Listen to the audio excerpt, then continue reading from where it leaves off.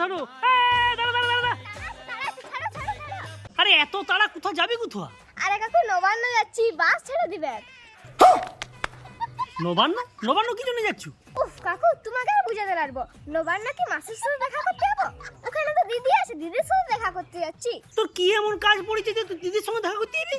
দেখো দিদি তো দীঘাতে জগন্নাথ মন্দির করে দিল। হ্যাঁ সে তো করে দিয়েছে। আমি যে বলবো দিদি মন্দির হয়ে যায়, এবারে ঋতুটা ঠিক করে দাও।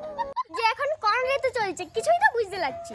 মশা কামড়াচ্ছে, রাতে গায়ে ঢাকা দিয়ে শুতেও হচ্ছে। হ্যাঁ এদিকে জল হচ্ছে, আবার ফ্যানও চালাতে হচ্ছে। হ্যাঁ ওটাও বটে।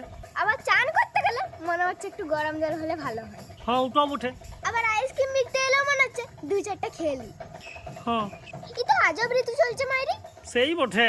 যাই যাই দিদির কাছে যাই, উপরওয়ালার সাথে যোগাযোগ করে যদি কিছু করতে পারে।